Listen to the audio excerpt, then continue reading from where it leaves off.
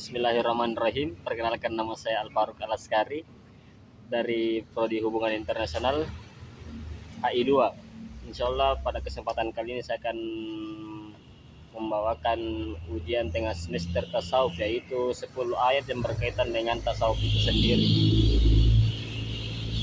Yang pertama ada pada surah Al-Kahfi ayat 65 yang bertuliskan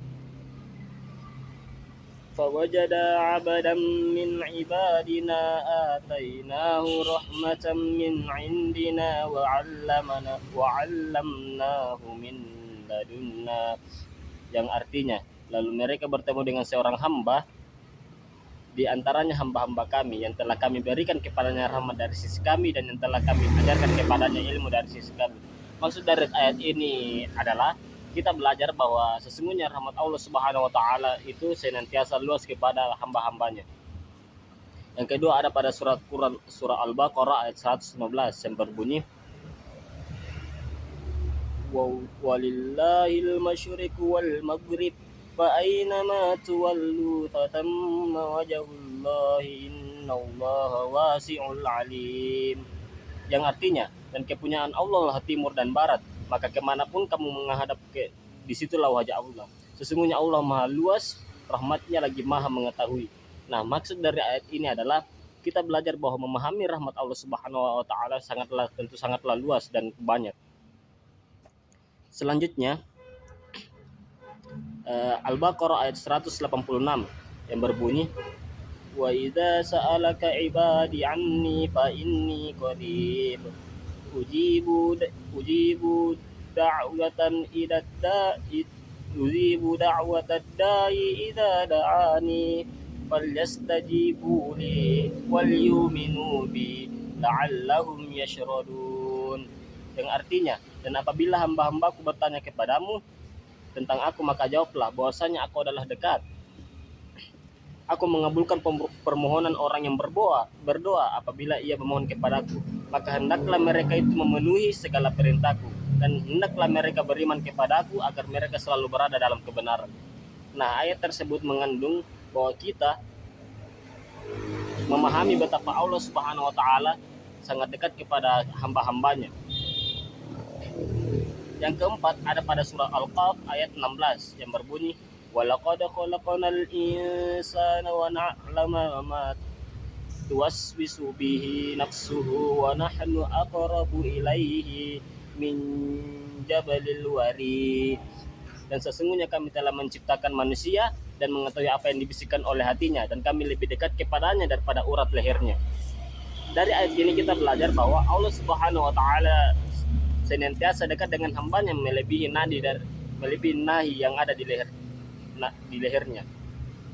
Yang kemudian ada pada surat Al-A'la ayat 14 sampai 15 yang berbunyi qad aflaha man tazakka wa dzakara isma rabbih fasalla.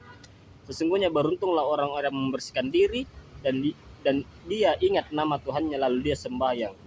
Surah Al-Alaq ayat 14 sampai 15 ini berbicara tentang keutamaan seorang muslim yang senantiasa mensucikan diri dari perbuatan dosa agar Allah menerangkan bahwa orang yang beruntung akan terhindar dari siksa akhirat. Mereka adalah orang-orang yang bersih, yang beriman kepada Allah dan senantiasa berdoa kepadanya dan tidak mempersekutukannya. Nah, yang kemudian surah ke-6 ada pada surah Ar-Ra'd ayat 28 yang berbunyi alladzina amanu wa tatma'innu qulubuhum bi dzikrillah ala bi dzikrillah tatma'innu qulub, yang artinya yaitu orang-orang yang beriman dan di hati mereka menjadi tentram dengan mengingat Allah Subhanahu wa taala, dan ingatlah, dengan mengingat Allah hati akan menjadi tenang.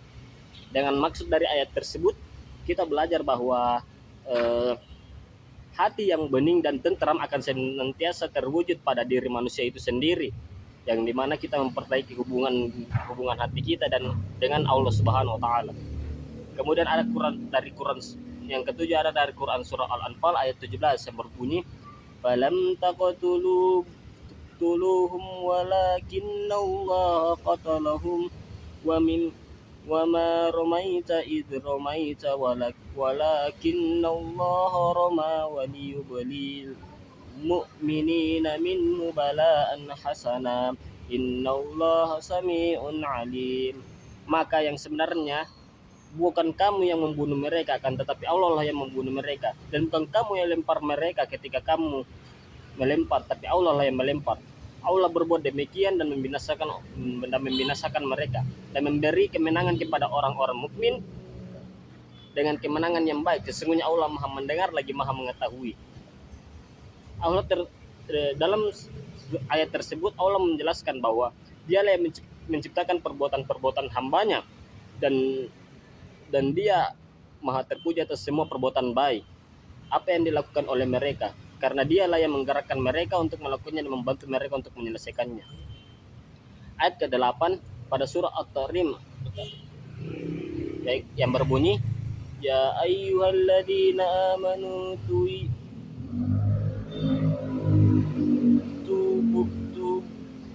Ya ayyuhalladzina amanu tubu ilaihi taubatan nasuha asa rabbukum yukaffir ankum sayyi'atikum wa yudkhilukum jannatin tajri min tahtihal anhar yawma la yukhzilannahu an-nabiyya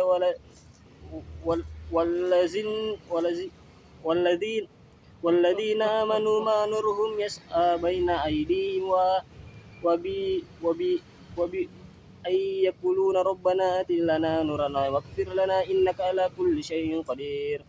Hai orang-orang beriman, bertobatlah kepada Allah dengan taubatan nasuha, taubat yang semurni-murninya. Mudah-mudahan Rabbmu akan menutupi kesalahan-kesalahanmu dan memasukkanmu ke dalam jannah yang mengalir di bawah sungai-sungai pada hari ketika Allah telah menghinakan Nabi dan orang-orang mukmin yang bersama dia. Sedang cahaya mereka memancar dari hadapan dan sebelah kanan mereka sambil mereka mengatakan, Ya Rabbi kami, sempurnakanlah bagi kami cahaya kami dan ampunilah kami, sesungguhnya Engkau Maha Kuasa atas segala sesuatu. Dalam surah At-Tarim ayat 5 ini mengandung dua makna. Yang pertama, Allah menerima taubat orang-orang yang melakukan kejahatan lantaran kebohongannya, dan yang kedua, Allah memerintahkan kepada manusia untuk tidak menunda-nunda taubat tersebut. Dalam yang ke-9, dalam surah Ibrahim ayat 7 yang berbunyi, wa itta'adana rabbukum la in syakartum lazidannakum wa la in kafartum inna 'adzabi lasyadid.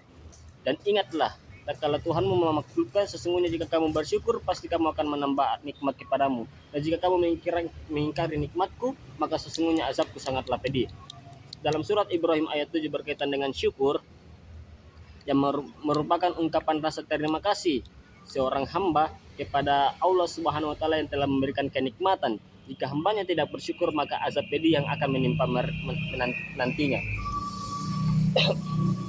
Di dalam surat Ibrahim ini juga dijelaskan bahwa kita senantiasa disuruh untuk bersyukur atas segala sesuatu, yang dimana apa yang telah apa yang telah diberikan Tuhan kepada kita harus menjadi bentuk puji syukur atas sebagai kita sebagai makhluk hamba-hambanya. Dengan demikianlah kita tidak dengan rasa syukur kemudian kita bisa menjadi lebih baik ke depan dalam melaksanakan ibadahnya, agar tidak termakan oleh nikmat dunia ketika kita lebih banyak rajin bersyukur. Nah, yang terakhir pada surah At-Talaq ayat 3, wa yarzuqu min haitsu la yahtasib wa may yatawakkallahi fa huwa yasbu innallaha baligul amri qad ja'alallahu likulli syai'in qadir. Dan artinya, dan memberinya rezeki dan arah yang tiada disangka-sangkanya, dan para siapa yang bertawakal kepada Allah, niscaya Allah akan mencukupkan keperluannya. Sesungguhnya Allah melaksanakan urusan yang dikehendakinya, sesungguhnya Allah telah mengadakan ketentuan bagi tiap-tiap sesuatu. Maksud dari ayatnya itu, Allah memberinya rezeki dari arah yang tidak terdetik di dalam hatinya, dan tidak ada dalam perhitungannya. Barang siapa bersandar kepada Allah dalam segala urusannya, maka Allah akan mencukupi kebutuhannya. Sesungguhnya Allah melaksanakan urusan-urusannya tidak lemah untuk berbuat segala sesuatu, berbuat sesuatu dan tidak ada sesuatu yang luput darinya. Allah membuat batasan untuk segala sesuatu yang akan selesai pada batasannya. Masing-masing dari keduanya tidak kekal menimpa manusia. Itulah 7-10 ayat yang berkaitan dengan ilmu tasawuf. Kurang lebihnya mohon dimaafkan. Wallahu musta'an wa la ituflan. Wassalamualaikum warahmatullahi wabarakatuh. Terima kasih. Masya Allah. Ya.